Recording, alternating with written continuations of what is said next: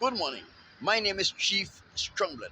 I am St. Vincent and the Grenadines' favorite and most son. I am the diaspora machine. My people, all in all, it was another beautiful day for protest and I enjoyed every moment of my protest. Let me first remind you, the front of my sign said, I don't want the white man's money, the white man's woman, the white man's friendship, and or the white man's faith. And the reverse of my sign says, white man, why have you re-enslaved the African American, the Latinos, etc.? All in all, it was another beautiful day for protest. But there is nothing particularly interesting that I should bring to your attention as it relates to my protest. And as you know, when I have protested and when I have updated you as to what transpired while I protested, it is always my pleasure and my delight to bring to you something from the word of the Most High God. My people, we are still in the book of Revelation and we are still in Revelation chapter 14. Today, we are going to do Revelation chapter 14, verses 6 and 7.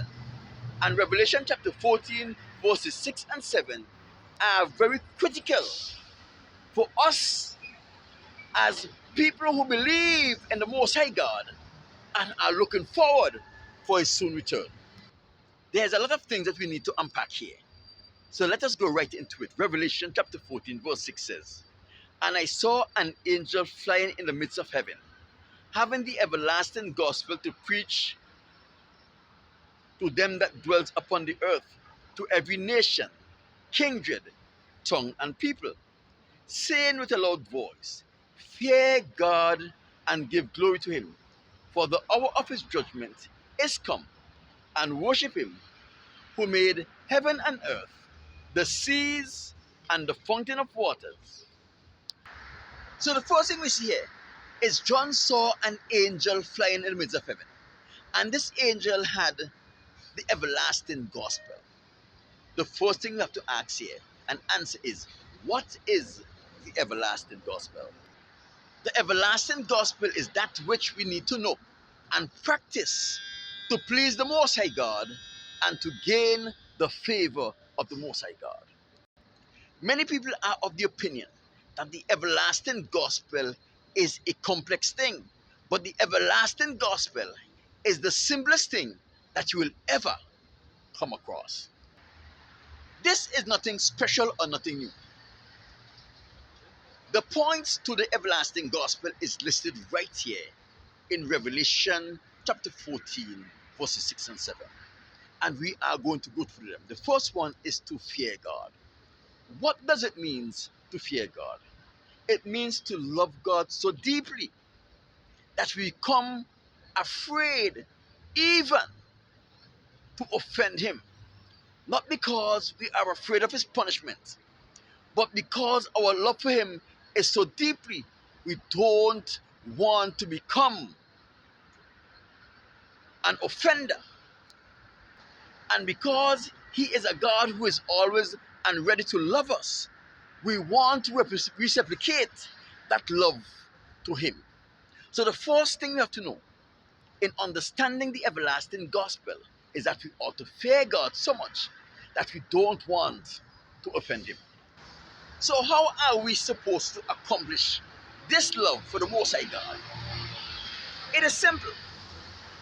When you love someone and truly love someone, you go all out to learn about that person. You want to know what their childhood was like, what things they love, what things they hate, what you can do to make them happy, the things that you can do to offend them. And when you learn all of these things, you abstain from doing those things that will offend them. And you focus on doing the things that will make them happy, that will make them pleased. Because love is about spreading joy among the people who you have that affection of love for. Therefore, we ought to take the things that we know and understand about the Most High God, and we are to dwell on those things and use those things in our praise, worship, and love for the Most High God. We must not stay there, but we must seek other opportunity to learn more about the Most High God. It is then we will be understanding what true love is. We will know how he feels about us and what he is willing to do for us. And we will also know what he expects of us. And when we understand what he expects of us, we'll go out of his way to ensure that we maintain that harmony, that love in doing that which the Most High God expects us to do to him. The second part in the everlasting gospel is that we ought to give glory to God. My people, we ought to recognize, accept, and proclaim the things that are happening in our lives, what's attributed to the Most High God. When something bad happens in our lives, what we ought to do, not sulk, but we must give God the praise, the honor, and the glory. Because no matter how bad something is, it could have been worse. And it is because of the Most High God's grace and love for you. Why he held back the hands of evil and prevent those evil that came against you from becoming worse. So even when bad things happen to us, we ought to do like Job. And even when those bad things make us sad and angry, we ought to pause to find time to proclaim with joyful heart that the Most High give it and the Most High take it. So blessed be the name of the Most High God. My people, when good things happen to you, you ought to remember the giver of every good gift, which is the Most High God.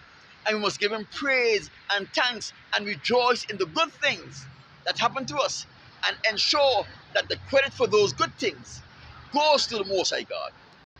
So the good things come from the hand of the Most High God, and the bad things, the Most High God restrain the power of evil from doing to you what they really wanted to do to you, whether you deserved it or not. And most of the time, when bad things happen to us, we deserve it.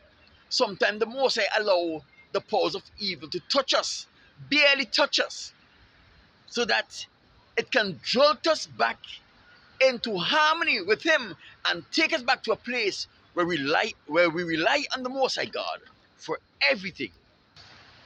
And the final part in the everlasting gospel is that we must remember to acknowledge and worship the Most High God as creator.